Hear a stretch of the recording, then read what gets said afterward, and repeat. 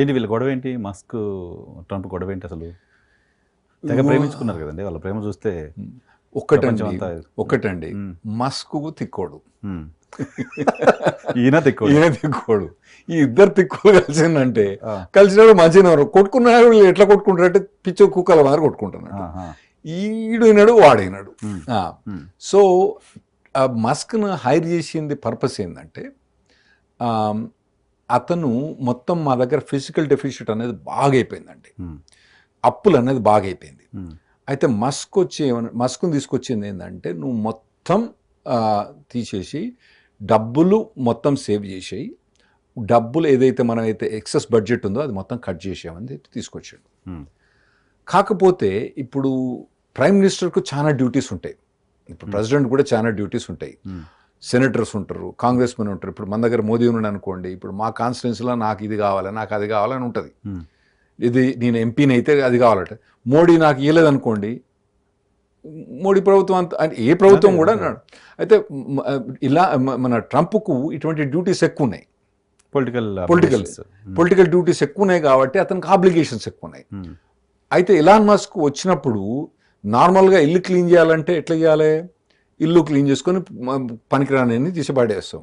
Elon Musk ఏమైందంటే మొత్తం అన్ని తీసి బయటేసి ఏవైతే కావాల్సినవో లోపల తీసుకొని రా. ఓకే, ఫస్ట్ అన్ని బయట పెట్టేద్దాం, పెట్టి ఏమేమి కావాలో చెప్దాం, అవి తీసుకొద్దాం. ఆ టైప్ లో కొన్ని బాగానే క్లీన్ చేయడానికి ప్రాసెస్ చేసి డోస్ ఆ డిపార్ట్మెంట్ కొన్ని బాగానే క్లోజ్ చేస్తాను ట్రై చేసిండు. కాకపోతే ఈ సెనేటర్స్ కానివ్వండి, ఈ పొలిటీషియన్స్ నుంచి అతనికి ప్రెజర్, ట్రంప్ ప్రెజర్ ఎక్కువ వచ్చింది, కంట్రోల్ చేయాల్సి వచ్చింది. ఇంకోటి ఏంటంటే మనకు ఇంత ట్రంప్ మొదటి నుంచి మనం ఫైనాన్షియల్ సావి అంటాం, కానీ ఫస్ట్ ట్రంప్ ప్రభుత్వంలో ఆయన చేసిన తప్పు ఇంకెవరు చేయలేదు, ఏ ప్రెసిడెంట్ కూడా చేయలేదు, బైడెన్ కూడా చేయలేదు. ఒబామా 8 ఏళ్ళు చేసిన అప్పు కన్నా ట్రంప్ 4 ఏళ్ళు చేసిండు. సరే ఈసారి బుద్ధిమంతుడు అయ్యి మరి మొత్తం కట్ చేసుకొని ఫిజికల్ రెస్పాన్సిబిలిటీ అయ్యి ఏ ప్రెసిడెంట్ కూడా మనకు ఈ అంతకుముందు క్లింటన్ 30 ఏళ్ళ కింద క్లింటన్ ఉన్నప్పుడు చేసిన తప్పితే మళ్ళీ ఎవరు కూడా చేయలేదు, ఇతను చేస్తాడేమో అని ఆశ ఉండే అన్నట్టు.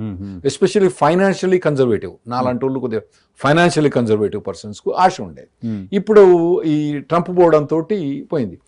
అయితే ఇది గొడవ ఎక్కడ మొదలైందంటే వీళ్ళు బడ్జెట్ బిల్లు ఒకటి ప్రపోజ్ చేసిన అన్నట్టు. ఆ బడ్జెట్ బిల్లులో ఖర్చులేమో పెరుగుతాయి, ఇన్కమ్ అన్నది తగ్గించుకుంటాడు.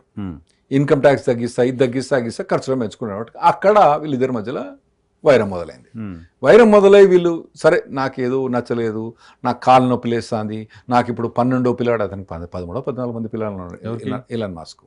అవునా? కొందరు పెళ్లి కాకున్న పిల్లలు ఉన్నారు, ఇట్లున్నారు అట్లున్నారు, చాలా ఉన్నారులేండి. తర్వాత ఇప్పుడు ఆయన ఏమంటాడు, ఆయన స్పెమ్ డొనేట్ చేసి ఎంతమంది పిల్లలు కూడా పెట్టారు. సరే అది ఆయనకు రెస్పాన్సిబిలిటీ కాదు.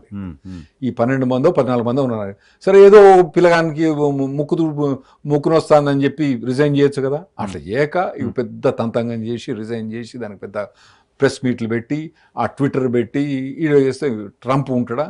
ఈ తిక్క ఆ తక్క ఇద్దరు తిక్కలు.